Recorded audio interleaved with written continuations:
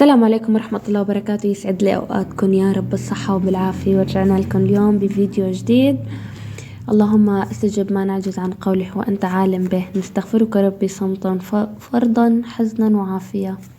يا رب اجبر بخاطري وخاطركم يا رب. حبايبي يسعد لي أوقاتكم. مثل ما قلت لكم اليوم روتيننا روتين الشغل، كيف عم نمضي يومنا وشو بنعمل وشو بنسوي. فحبيت أصور لكم.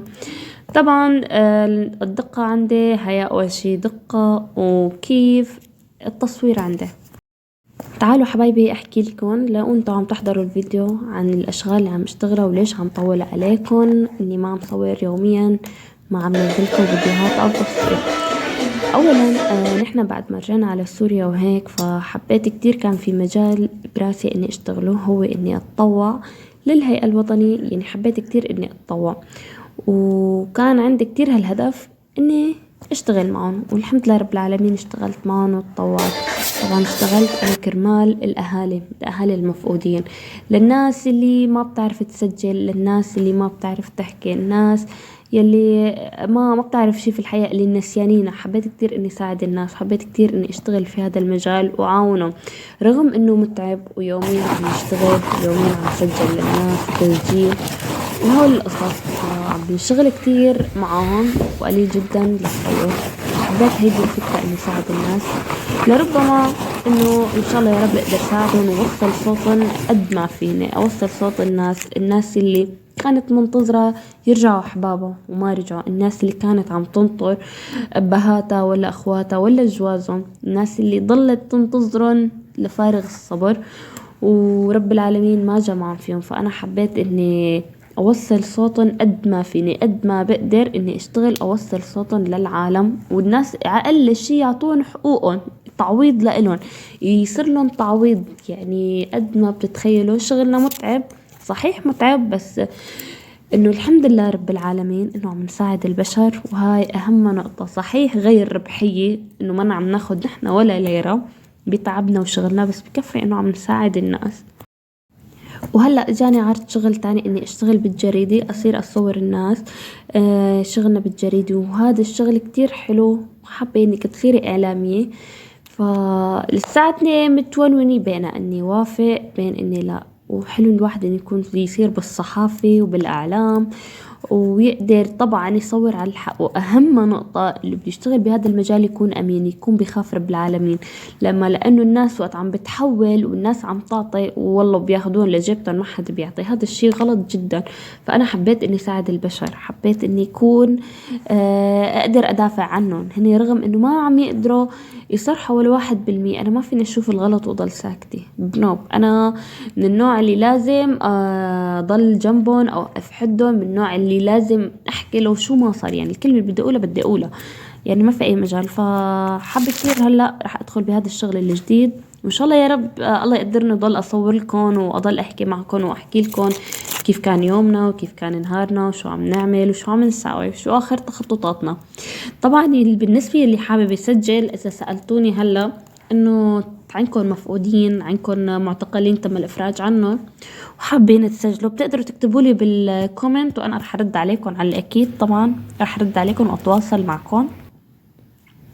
وهون حبايبي بلشنا بشطف ارض الدار مثل ما نكون شايفينها. طبعا اجباري بكل بيت بدك تبلش الشغل وشطف وتظبط الامور تشكل ساعة على 24. فانا بعد ما خلصت الغرفة بلشت بشطف ارض الدار وبلشت اساويها.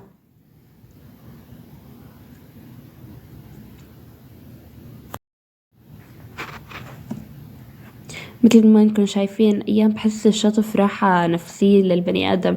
يعني وقت واحد بيشتغل بيفرغ طاقته كليا. هيك خلصنا نحن ارض الدار. بعد ما خلصناهم اهم شيء انه نعطيكم لمحة بسيطة عن الشغل. بلشت اجلي، كان عندي شوية جلي وعم باجليهم. طبعا نحن بيتنا كتير بسيط، حياتنا كتير بسيطة، نحن ما عنا من الواو ولا حياتنا من الواو والفوق. طبعا كتير حياتنا بسيطة، وحبيت صور لكم روتيننا وكيف طريقة شغلنا. مثل ما نكون شايفين هيك حياتنا نحن طبيعة كتير، والحمد لله رب العالمين. أهم شيء البني آدم يحمد ربه على كل حال. الحمد لله في ناس ما عندها مأوى، ناس ما عندها قاعدين بخيام، ناس قاعدين مشردة بالطرقات، والحمد لله رب العالمين.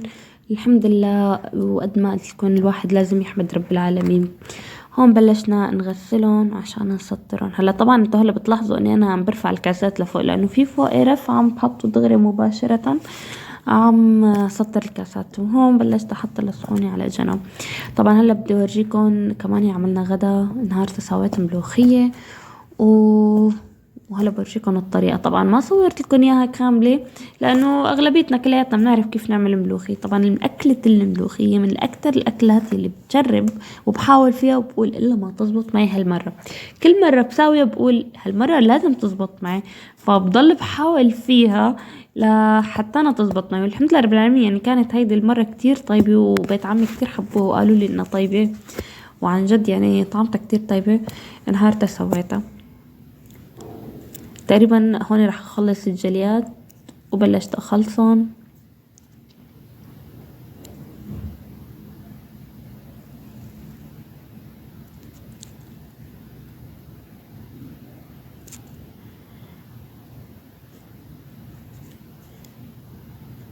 على فكرة اللي بيجلي بمي باردة لازم يتقدس، لازم يحطوله هيك تمثال لإله قد ما بيجلي بمي باردة.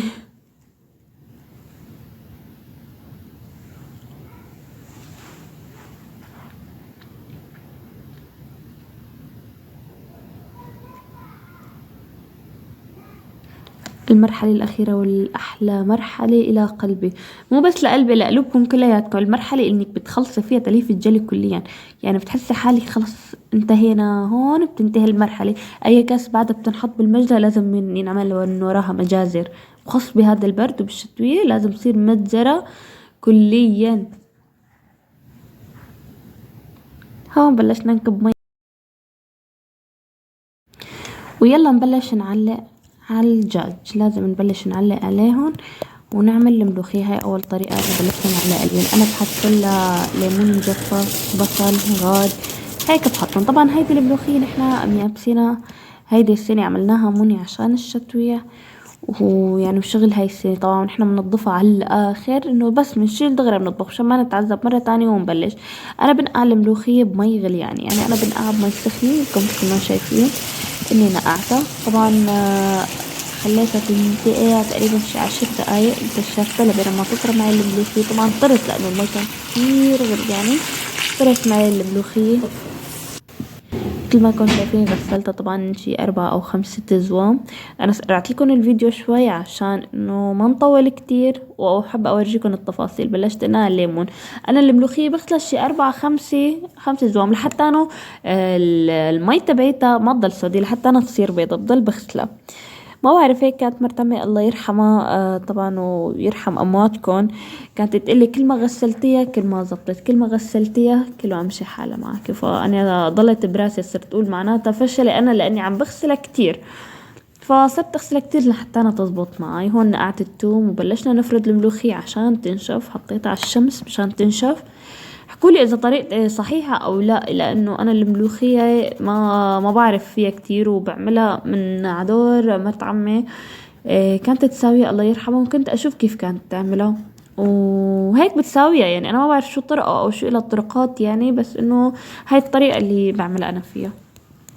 هون فردناها نحنا للملوخية، وطبعا حطيتها على الشمس برا لبين ما تنشف. نفرد كل ورقة واختها عشان ينشفوا فورا. ومن بعدها كنت مقشرة الثوم وكنت رمته ومجهزة اموره على الاخر. طبعا هون جهزنا السمنة وحميناها.